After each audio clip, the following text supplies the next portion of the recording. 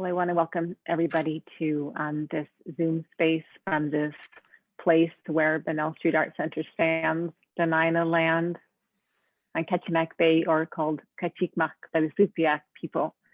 It's a real pleasure to be back in Homer. I've been gone for many months working remotely, and to install a gorgeous show by Jeff Szarzi from Homer and Gail Priday from Fairbanks. I'm Asia Freeman, the artistic director of Bunnell Street Arts Center, and I just want to thank you for joining me for this artist talk. And we'll hear from each of the artists, and then afterward we'll have an opportunity for some questions and answers. So we're going to start tonight with Gail Priday. She lives in Fairbanks, as I mentioned. Gail has an MFA in painting and printmaking from the University of Alaska Fairbanks, and a master's in art education from Towson University, a BA in art from James Madison University. She worked as a museum educator, and she's taught as an adjunct professor of art at UAF and serves as a board member of the Fairbanks Art Association. When not in the studio, Gail enjoys spending time with her husband and her 2 children, and long walks and good stories. Welcome, Gail, and thanks so much for starting us out tonight with your talk. Thank you, Asia. I'm going to go ahead. Okay, I will go ahead and start sharing my screen. Here we go. Thank you for, hold on, I better do this without talking.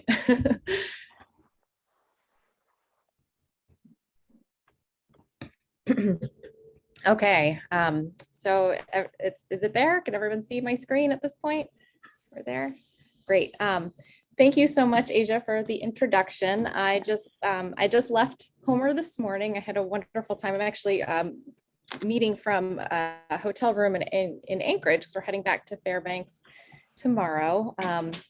Homer it was just so great to get down there to meet Asia and Jeff in person, and meet some other artists from Fairbanks and some old friends as well. So thank you for the wonderful hospitality. I am going to start with some images of just basically what inspires me and my work. I find that it's often most of my work can be kind of broken down into kind of 3 categories. It seems to be groundscapes, what I refer to as underfoot. So sort of these photos on the bottom are sort of representative of the types of things that I look for that really inspire me, and I make art about, you know, sort of these things that we might walk upon.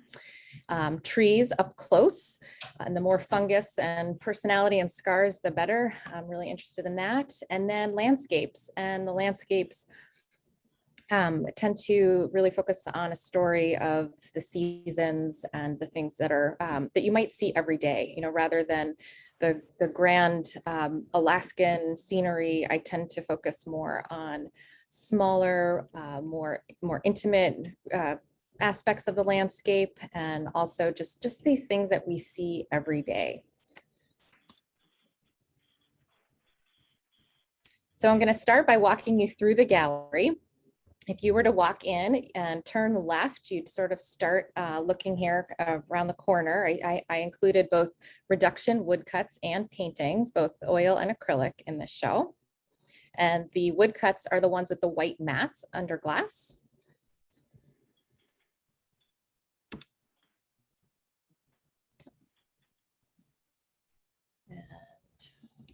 I skipped one. And you can see that Asia did a really great job of pairing my work with Jeff's work. I think that the ceramics, that his beautiful ceramics really complement, you know, and vice versa. We worked really well together there. So you can also see, as you look around the gallery, that rather than hanging work according to the seasons, we really wanted to spread the color around. And so you can see pops of green throughout.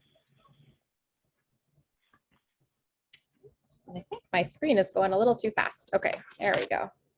There's another one.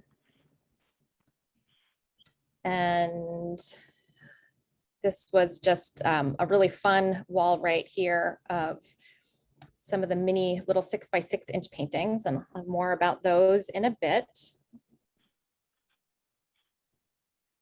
Oops. think I missed one. It's doing funny stuff. And this view, you can kind of see on the left there, those are where those little paintings are, and the rest of the room, and it ends on the wall on the right there. So that is how the gallery looks. It's a really lovely space, great light. And I'm going to start by talking about some of my paintings. So as I said, I work in both oil and acrylics. I like different characteristics of both of those mediums, and I tend to have one of each going at a time. This piece, this is one of my underfoot series of paintings, and it is called Nothing Forever. And this, to me, this is the kind of stuff that I'm looking for. You know, when I'm taking a walk, I'm just, it's what are the kinds of treasures that I might find as I'm walking by. And this one really, you know, with the wasp nest on the ground, was just such a great thing to find. And this kind of this idea of all this time and energy that went into making this creation is now just on the ground. And it's kind of the same with the leaves. We wait for them. They start out as these little green buds, and then they live their life, and then swoosh, they're gone. And I love them at every stage, from little tiny green buds to crinkly and dried out and rotten, decaying, kind of stinky ones at the end, you know, after the snow melts. And here's another one from on the ground, one of these underfoot ones. This one is another possibility. And again, it's this treasure that you might walk by if you're taking a walk in the woods. And, you know, it's sort of this idea of this dead piece of birch tree, but it's so alive. It's you know, it's really not, it's not dead at all. And these are just the kinds of images that really I want to spend time thinking about and recreating in some way. I'm really interested in the things we can't see that are going on in the landscape, which is, you know, almost the tiniest parts of the Alaskan landscape versus the most grand. This is actually one of my favorite pieces. I think it's because it's very subtle. It's not bright and colorful. It's this time of year where the snow has just melted, and there's just like the first green. It's just this algae on the fungus on this log, and we've got the leaves from the year before that are still there after the snow melts. This one is called Late Summer Distraction, and this is actually a great, well, funny story, I guess. After driving an hour or so to go pick blueberries in an undisclosed location, I spent the whole time just drawing and taking reference photos because the ground was so incredibly beautiful, and I didn't end up getting any berries, hence the title there. But to think that this is what we walk on is it's just incredible. It's everywhere. These just really beautiful features of the landscape, and they're composed so perfectly. It's like I couldn't set that up if I tried. Just the placement of the branch and the log, and you know, not the log, the leaf with the holes in it, and it's just so perfect, right, just as it is. And this piece is called Endless, and these are ground dogwood plants, and they're one of my favorite plants. And this was just a really expansive patch that I came across on a hike one day. And what I love about this plant is how it kind of marks the passage of time in the summer. It looks different at different times. It's green, it's got flowers, it has green berries, and then the berries turn red, and then the leaves are red and purple, and the berries are so bright. It's just this really, really beautiful plant. And the things that I'm more interested in too is not really the perfect ones, but you know, the parts of the dried, dying flowers, and the crinkly leaves and things like that are equally special to me. So now I'm moving into some paintings of trees, and trees can, each one is so individual, and as I'm walking, I'm always kind of just noticing. I spend a lot of time walking I have a great trail system in my neighborhood, and I try to go every day if I can. And especially since lockdown, once all of that started, it was definitely something I got to do a little bit more than I did before, and just spending time out there and just really seeing all the different trees and all their different personalities. And sometimes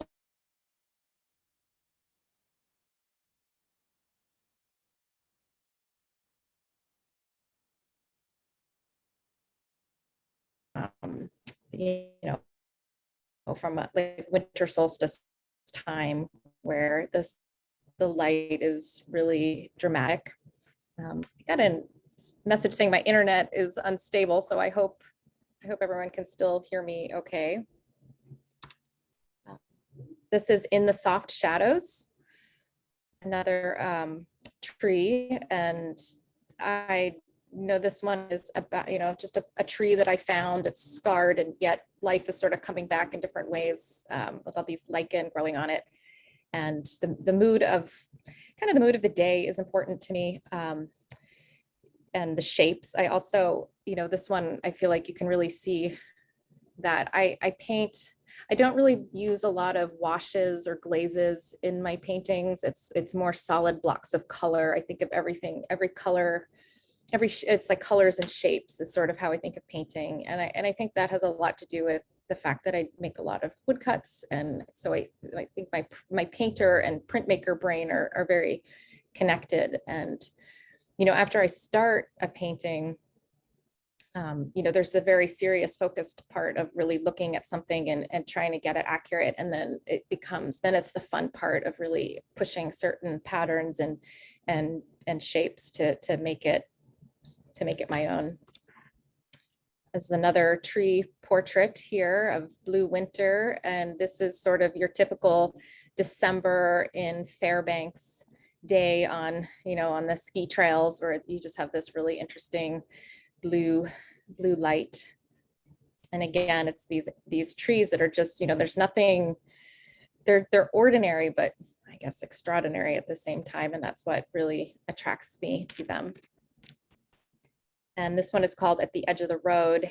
And again, it's this idea of, this is just this trees next to a sidewalk that it's not necessarily in a pristine and magical spot. It's just right there. And that's important to me. So this is the first in a series of 4 8x10-inch paintings in the gallery. This one is winter. I did a winter, spring, summer, and fall. And this is the first. And in all of these, my idea behind it is to kind of get a feeling for how it feels to be in that place at that time. And, it's so soft and quiet, and it's snowing and peaceful, and just this most lovely place that I never ever regret going to.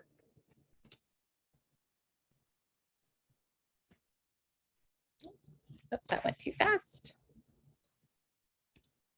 Okay, and this one is Breaking Up. And prior to COVID, I often lamented the fact that I never seemed to have enough time. I never managed to do any breakup paintings, or it would be like I'd have paintings of every other season, but I never seemed to have spring. And I think that has a lot to do with the fact that it's such a brief season. And I really felt like this year and last year, I was forced to slow down and really spend some time with this time of year. And I'm glad I did, because it's muddy. It's not the most beautiful time of year, but it is just emotionally positive. It feels so, everyone just feels so happy this time of year. And there's just like excitement about what's to come. Even if you love winter, you just can't help loving the coming of spring. And I think this painting also kind of shows the types of things in a composition that really excite me. Kind of in the upper right, you have a lot of these vertical lines you've got the dark shadowy trees and some lighter ones in there too. And those little tidbits of composition and shape are important.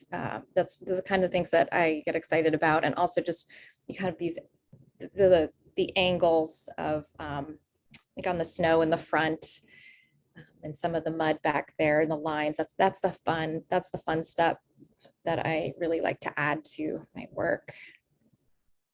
And here is summer.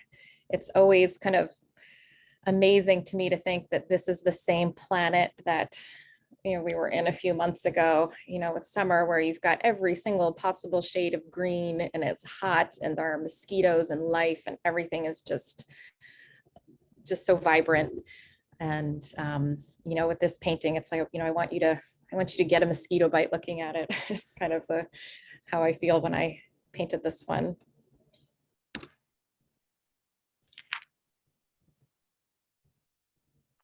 Oops, went too fast. And the last in that series is Toward Silence. And this is a rainy fall day. This is just a painting of the side of my driveway, sort of the view that I see every day. And, this is another really special time of year, I think, where the colors are so vibrant, especially after the rain.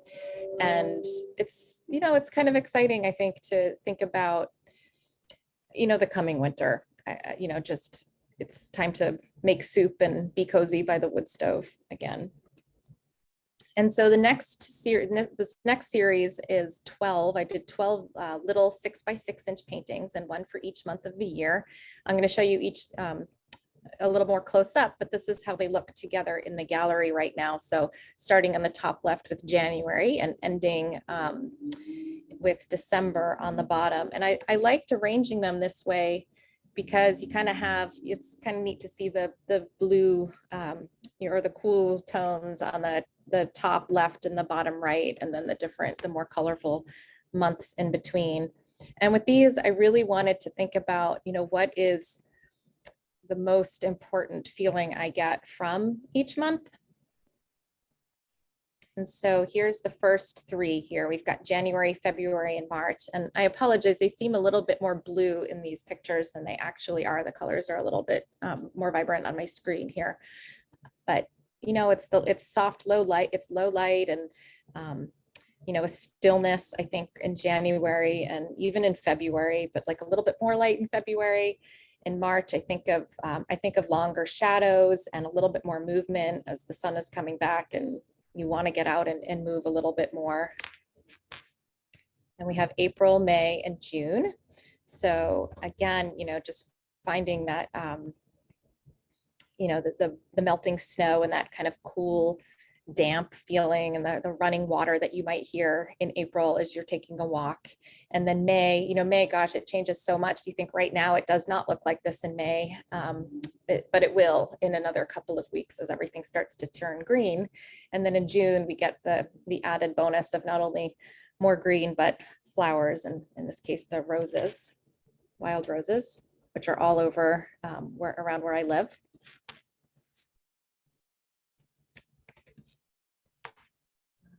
So that was, oops, I missed one. Nice, kind of jumping ahead of me a little bit. There we go. July, August, and September, probably the most colorful months we have. July, kind of like that other summer one that I showed, just that deep, so many shades of green. And August, I feel like for me, my attention definitely shifts in August to be kind of, berry centered and, thinking more about what's coming, preparing for winter. And it tends to be a little bit rainier, sometimes smoky, different atmosphere. And then we have September, which for me, September is all about, it's all about the color. You can't miss the color in September and just the fabulous shapes that all the leaves make. Let's see. And October, November, and December, the last three in the series. And, just kind of a quick, October is sort of not as vibrant. It's not yet blue, but it's just so, it's beautiful and it's in its own way. The horsetails that are sort of collapsed and they've lost their color, and lots of dried out crunchiness. And I think that I love the way the birch trees tend to pop. They just seem whiter and brighter somehow in the absence of all that other color. And then we go back into that low light that we see in November and again in December. So next, I'm just going to share some of my prints with you. I do a lot of relief printmaking, so wood cuts and lino cuts, and I also do silk screen and cyanotypes, but I just have some reduction wood cuts in this exhibit. And so what that means is I work from a single block so that I can get all of those colors by carving out of one block rather than making a different block for every color. And what that means is at the end, I can't make any more because everything has been carved away. And I start by carving away everything that I want to be the white of the paper. And so you can see in this one, there's a really light color kind of printed over the white. And then after I've done that, I would carve everything that I want to be that kind of peachy beige color that's there. And then print the next color. And also, I guess I should say, every piece of paper is prepared ahead of time, and there's a jig so that you can register everything, have it line up so that every time you print another color, the ink goes in the exact same spot every time, so that rather than crooked. And so there's a lot of planning and stuff that goes into that. But you can see here for the yellow, the next step would then be to carve away everything I want to be yellow in this print. And that's what I did there. And you can kind of see on the right, there's a lot of little holes in the green, and those are going to be yellow in the next slide. I hope that makes sense. So here, here it is there. You can see where that light green is. And then on the right, that's the final print. I don't have a picture of every single step along the way. There's about 7 different colors in this one. And this is autumn birch. And so, so that is basically how a reduction woodcut is made. And here's the best part of printmaking is peeling the print off the wood block.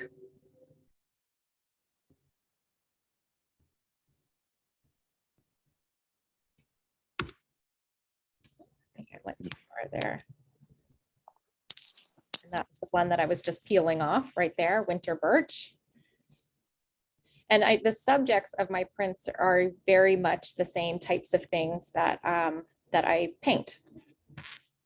And here we have winter spruce, summer spruce, and autumn spruce. And these are all the same tree, just at different times of year. The one in the middle is a different angle. And decomposition, this is, you know, similar to some of the other groundscapes that I had when I was painting. Oops. And this is the last one, I believe, reaching closure. And again, this print kind of has, again, that idea of kind of the end, you know, the end of a hard winter, maybe, that, you know, it's still winter, it's still cold, but the light is really coming back and it's warm and sunny, and that's always exciting. All of those changes, I think, are always really fabulous. And that is the end of my presentation. So thank you very much. Thank you so much, Gail. If you will pop that in share, there we go. I just want to remind everybody that after Jeff speaks, we can ask questions of Gail or Jeff. That was a beautiful presentation, Gail. Thank you. So, Szarzi was in Homer. In the past, he has been a field biologist, a carpenter, and a science teacher. Started his adventures in clay about 10 years.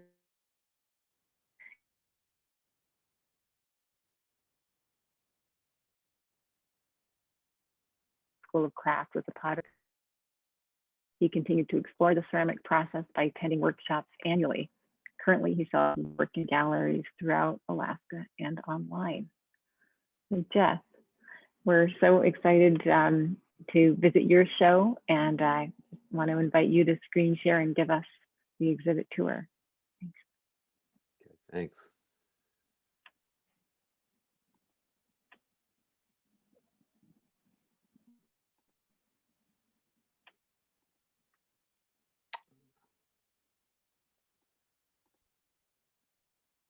How's that?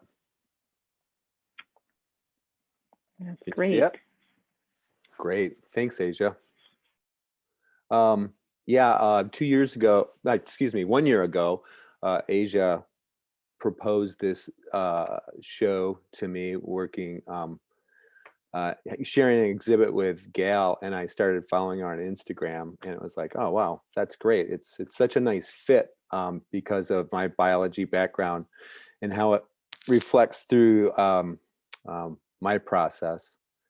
And so I followed her throughout the year, and as I was making, I would always kind of think of, how could we there was already the carving of the nature, and what I basically see around me as I adventures in Alaska or just in my yard. And so, so with that, it was a great pairing. And so for me, it was more of just thinking about, um, the colors in the end. How would our colors fit together? And I'll go ahead and start, with talking about the stacked cups that I have. And I'm a bird lover, biologist. I spend a lot of time in the yard, just especially this time of the year, listening to birds. I worked for BLM years ago, and I did a breeding bird survey. And we would take a 30-mile strip on the Denali Highway, and then every half mile, I'd get out of the truck. I have a technician with me, and I would listen for 3 minutes and try to identify all the birds that were around us. So I just really enjoy birds of Alaska. And that's what you see here, Wilson's warblers and yellow warblers. And this idea with the stack cups is limited cupboard space that we have in our house. Sometimes I end up stacking cups on top of each other and finding the right match. And I was like, why don't I just go ahead and make that happen?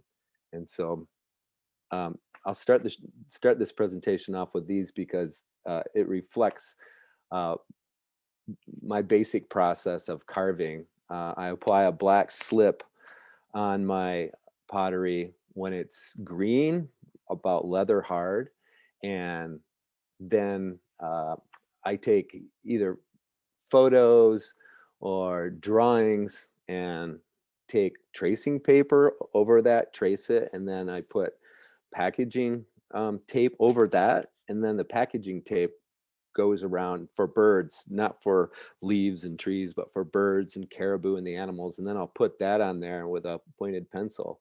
I'll be able to trace out that image on that leather hard clay, and then I'll go back and carve the animal, and then all of the leaves and the trees and flowers and stuff like that, I just go ahead and freehand.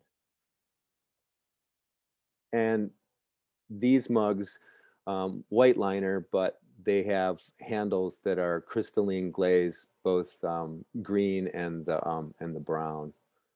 And so the next one kind of goes back to that. You can see the caribou, and on the other side, there's an image of Denali. We got a permit to go into the park this year, and it was just amazing. So I took a lot of pictures, and so I'll print those pictures off and lay the um, tracing paper on top of that and shoot for my image. And we also went caribou hunting this year, and so it's just so nice that we didn't get a caribou, but you know what? We spent 7 days in the spot, which was just magical. And those are the images that I bring back. So with this one, I have the yellow Arctic poppies carved in, and some of the rolling hills as you approach Denali, and a big bull caribou. And so at this point, I can start talking more about these crystalline glazes that I've been developing over the last 2 years. And I do the carving, and I already kind of know what it looks like when it's going to come out. And I did that for years, and I wanted to do something, a little bit different. So when it comes out of the kiln, I go, oh man, look at that. Not only do I have this carving, but I also have this thing that the kiln will do, similar to, our local wood fire potters and soda fire potters. They'll put their pot in the kiln, and it'll come out and it'll be just enriched by that atmosphere. And I don't have that ability with my electric kiln. So instead, I started exploring these crystalline glazes. And so they're heavily saturated with zinc, and then the zinc and the silica come together to form these just beautiful organic crystals. And they like to run. You end up going to a peak temperature, and then with my firing schedule, I lower them to another temperature and hold them for a while, and the crystals start to grow. And you see in this one, there's also dots around it. I'll take it to another temperature, and then I'll hold it there for a little bit so I get some nice microcrystals.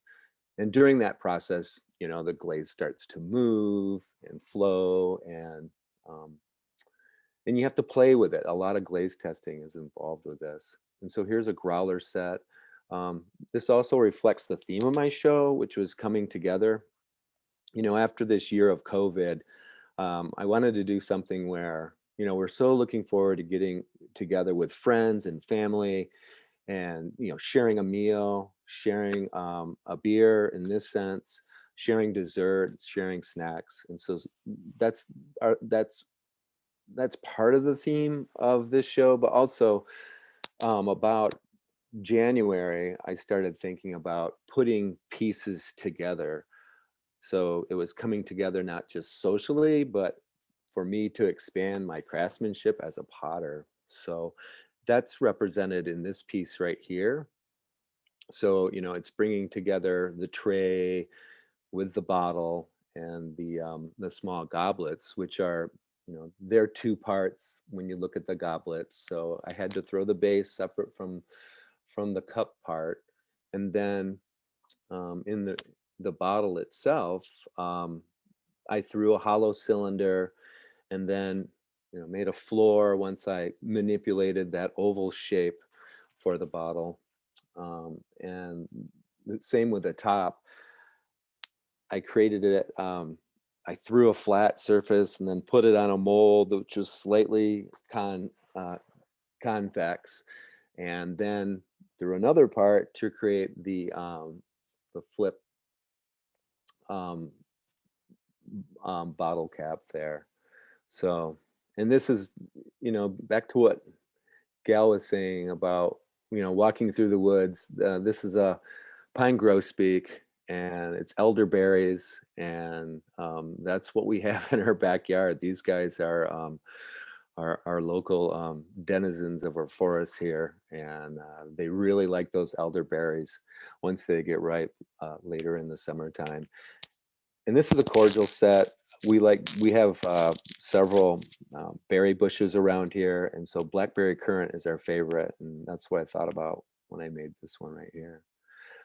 When you go in the gallery, make sure to look closely in the light at the pedestals on those goblets in the tray. It's a glaze that has crystals in it. They're iron crystals, and they shine like a disco ball in the lights there. And it's really nice when you take it outside in the sunshine. So this one again is part of that coming together. So it's 4 sippers, a whiskey set or Scotch set or bourbon set with the flip top lid, which was thrown separately from, again, an open cylinder form, and then bringing that open cylinder form into a square and throwing the bottom, throwing the top flat like a pancake, and the top I make it slightly convex on a mold. And with this one, there's carving, but what I do is I paint it with shellac, and then I carve the willow leaves and the willow trunks and branches. And so what's left is just that, the willow trunks, leaves, and branches. And I wait till it becomes dry, and then I take a sponge and soften all those cut lines. And then after it's bisqued, then I'll come back and brush on the green glaze and the brown glaze in the background. And that's something I hadn't done before, so it was neat to explore that. This one right here, the Chickadee Teapot Set, is again, pedestals are thrown separately from the top. Just love chickadees. We have them nesting in our swallow boxes. this time of the year, they're actually calling and they'll nest in those boxes. And when we're down in the garden, it's great because we get to see the little ones and see them fly. The teapot itself is thrown upside down. So when you see the knob, the yellow knob, that was actually on the wheel. And it's just this idea that I had by looking at Nick Jorling's work. And he's one of the local Penland artists in North Carolina. And I just always loved what he did. And I thought, well, that's something I got to try. So I let it, set overnight. And then I poke a hole in the bottom and blow in it to have it expand a little bit more and create a little bit more volume. Sometimes I square them off, sometimes I don't. And then I'll flip it, put it on a pedestal, and then cut away the lid and build up a rim by hand building, and then throw the knob separately. With this one, you see that there's the texture that goes around the outside. And this was pretty tricky. This took a lot of learning. I like the textured effect behind that crystalline glaze. So I put that slip on before I actually put it on the pedestal, and the slip it's wetting it again. So it's real tricky as far as when I can put my hands back on it to put it on the pedestal and to put the handle on and put that spout on, and then finally cut into the lid so everything doesn't, cave in on me. And I don't leave any, try not to leave any fingerprints. So that was a real challenge. There was a lot of failure, but finally there were the successes that I needed. And the other thing about this one is just to talk about the platters themselves is, working with platters. Maybe I will go to the next one. Yeah, I'll go to this next one. So again, it's the same theme with the hollow form, and all the parts are thrown separately and attached the next day. And I really like the waves that are created in these platters. And so to do that, I take one of the cutting wires that's basically a spring that's expanded, and then I pull it through some clay and manipulate it, till I got it thin enough by throwing it on sheetrock. And then I have these bisque forms or blue cell forms that I put it on. So it creates that lip.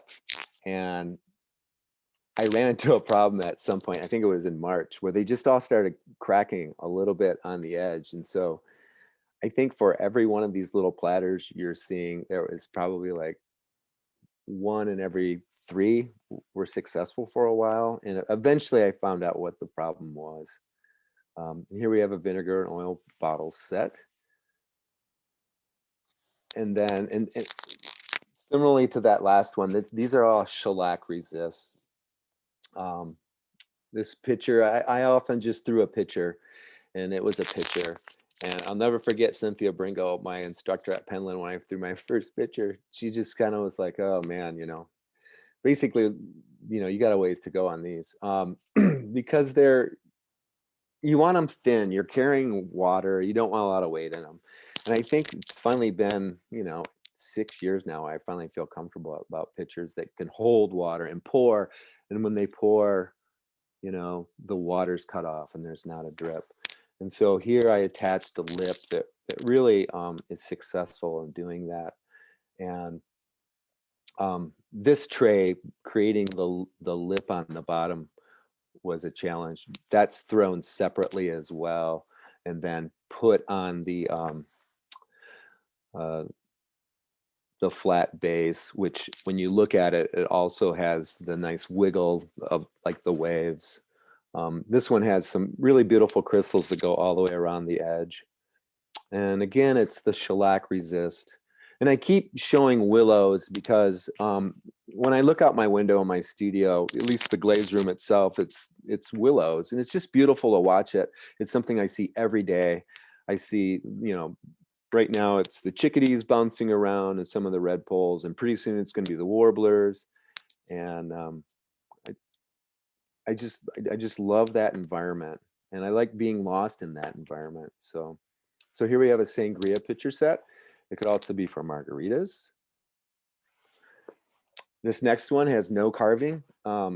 There's times when I just don't want to carve anymore, and I don't want to be known just for a carver. I want to be known for, when I think about pottery, I think about the work I did as a carpenter or the work I did as a school teacher. And when I was a school teacher at Homer Flex here locally, I did math, science, woodworking, and then eventually clay. And when I was a carpenter, you know, I did framing work and eventually finishing work. And I like being a jack of all trades. So, you know, to do something like this is more in the style of making a showcase of the crystalline glaze, a teapot spout, which, you know, is nice, cuts off the drip of the tea. The side handle is something different for me. And I like sometimes when we go to Anchorage, before COVID, we'll go to a sushi restaurant. I just like having hot tea served in the small vessel, so it's always nice and warm. So that's why I did this one. This next one comes back to putting together, you know, different aspects where you have the cylinders, which are thrown with no bottom, and then I square them off and I put them on a bottom, and then the tops are actually inverted slabs of clay, and then I take a sock and damp it down to create that volume of the lid, and then the rim itself will make my cutting points. And since that, so it's not perfectly symmetrical, I think if you look at this one, there's little dots. There's like 2 little dots on the right-hand jar that line up with 2 dots on the lid. And then we have granola in our jars. That's something we do. And we have coffee, and we're always using scoops. So this is my first trial at doing some scoops. And here we have warblers in the alder and willow branches flitting about as they do. The nice thing about this one, and especially this one here, is I came up with I think for a year now I've been playing with the glossy crystalline glaze, but I really like mattes as well. And so I developed a matte, and it's something that I have to fire at a lower temperature. So they didn't work with firing carved as a whole matte glaze on a pot, but I stumbled upon being able to use them on the rims, and you can see where they really start to move. But when they interact, and if you get up close to these pots in the gallery, you can see that they create their own crystals. So they're not just concentric crystals. They'll be you know, more linear, and there's a lot more of the micro dots in there as well. And this is a cruet set, so vinegar and oil, or soy sauce. And cake stands is something I started about a year ago, and I really like making cake stands. And I should have made a picture with this one kind of on the side so you can see its pedestal. We have one here now, and so when we have our cakes and desserts, it's something that we always like to present it on. And I came up with a method of making these dessert plates about 2 months ago, and so they're all hand built. So the bottom one, the cake stand, is wheel thrown, and then it's wheel thrown such that you have a center mass of clay that's part of the same ball of clay that you start with, that you throw, and then you throw the lip as well. And the plates are 2 pieces put together. And I just thought it was a good fit. With this one right here, again, you can see the crystalline glaze, and it's really blue. That's because of an acid etch that I do with these. So not only do I do a crystalline firing, but then I'll take these and I'll soak them in acid for anywhere from a half hour to a full day, and that'll take that really dark color up towards the lid and just bringing these nice blue hues, which are still good earth tones. You know, it's what we see in our sky. I think it adds a lot to these. And you can see the pint glasses. I don't soak those as much, but the bottom one, the tray itself, I did. I don't know. It's just something I love to do. This tray is a tray that's made on a form, and then the lip itself is something I extrude. So it's actually pushed through an extruder.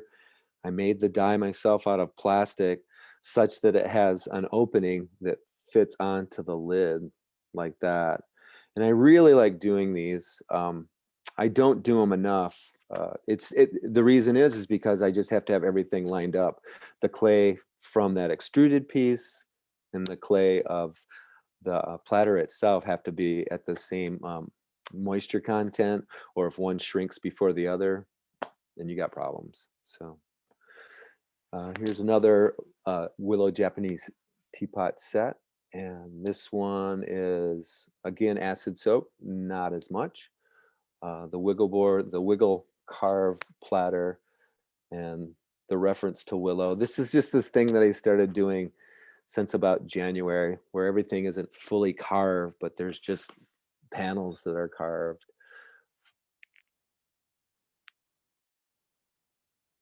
And then this one right here is just wonderful. I really enjoyed doing it because it's such a, there's so many components. Simple sipping cups. Personally, I do like scotch, and I love having scotch with friends, and so, pull out some ice, put it in your sipper, and you have your scotch decanter. I like just the full combination of this one. The bottle itself, again, is, a hollow form. I started to arch the bottom. I've been doing a lot more cutting. And this one, I did the same thing where it's more panels. So it's not all about the carving sometimes. Sometimes I just want to focus a little bit on the carving and a little bit on the glaze, or a lot on the glaze and a little bit more on the carving, just to kind of break it up a little bit. Again, on this one right here with the Willow Relief, and I play with this word relief because shellac resist brings forward the willow leaves, and it brings forward the bark or the tree and the limbs and stuff. And so is it a relief or is it relief? I don't know. It's just something to play with because that's the way I roll. But on the bottom here, you see it's got the little the 4 feet. So again, I'm cutting into that hollow form. And this one, you can see, that nice convex shape on top with the flip stopper and 2 components on the goblets. And then this one right here is a border all the way around on a flat form for that tray. And then it's 2 handles come together and softened. It's got that really nice matte glaze dripping on the glossy glaze there for just a wonderful effect. And you see it again on that flip top lid. And here, the thing that I did different, and it's another thing that I like toying with, is taking, so here on the lid on that, it's actually thrown separately as one piece. So it's not attaching to another piece that I've set on a mold. And I just figured, let's just let that soft edge just kind of roll over the body. And because I did that, you'll also see that on the floor of that bottle. And then these are just some real nice little sippers to go with this. And this one has a real beautiful green crystalline floor, and then all around the rim, it's got that brown. The crystals just developed really well in this one. And I added a little texture on the rim as well. And that's it. Again, I'd like to say thank you to Bunnell and all the work you did. It's just a wonderful pairing, and the lighting, and I just recommend everybody to go visit the gallery because it looks so nice. Thank you so much, Jeff. I'll invite you to pop out of the screen share and see if any of our guests have questions. So nice to have some full staff right now joining us in the Zoom space from Fairbanks and around Homer, Anchorage. People are kind of zoomed out, but what's fun is we get this wonderful document that we can post, on YouTube and Facebook Live and bring people from all over into Bunnell. Asia, I'm not sure I have a question, but I have an observation. Yeah, Jeff, I know the Penland Potters pretty well, and I see hallmarks of your study there, assuming you did, all over your work. And I have an ostrich jar right here with exactly that kind of lid knob that is so distinctive of his. And I have a feeling you studied with Cynthia too. Is that right? Yeah. Mm-hmm. You've got those handles and the feet and all those things just really beautifully done. So congratulations on that. And the other thing that I notice is that almost always Alaskan artists bring something very distinctly Alaskan to their work, even though they've studied elsewhere, and bring those things to the party. That it's in the bottom, at the bottom of everything is this love of Alaska and our landscape. And yeah, and I agree, it's a wonderful pairing of Gail's and Jeff's work in the gallery. And the gallery looks beautiful, Asia. It's just a gorgeous installation. So it's really gorgeous. The works themselves make it happen, but we do have this new capacity now to give a 360 tour. And so in just a couple of days, we'll post that 360 tour as well. When people walk in the door, they'll be able to pop around and stand in front of certain pieces and just see the relationships. It's really fun. So some good things that we're taking with us from these COVID adaptations. Yeah. Appreciate your comments, Margot. I want something I've been thinking about, and I asked Gail about, it sort of relates to Margot's comment as well, is the way that artists stylistically and in terms of mark making, speak to each other in the context within which they work. So Jeff obviously has been influenced by Penland, potters, and there's that language that shared, some of those shared shapes and forms. And I see a conversation in Gail's work, painters in the Fairbanks area. Mm-hmm. Yeah, I have a question for Gail that I've never been able to ask her, but it occurs to me now. Gail, did you always do nature? Is that how you started out, or did you come to it by either living or just being here in Fairbanks? Oh, that's a great question. So as a child, I was always into drawing. And coloring, that was sort of my my favorite thing to do. And my parents kept a lot of drawings. And as a child, it was always sort of just my experiences. So it would be like an ice cream cone, or going fishing, or playing in the leaves, being on a swing, and then also just observing, my fish tank, or and then some creative things about like fancy dresses and that type of thing. So there was a lot of experiences, I guess. And then in college, I feel like I was all over the place. I majored in art, but I was trying a lot of different things. And then when I came to Fairbanks, it was like, I'm done. Like I just, I feel like, in an acre and a half, I could be busy forever. So yeah, I think, and then it is, I guess, experience. It's what's, my experiences now are what I like to make art about.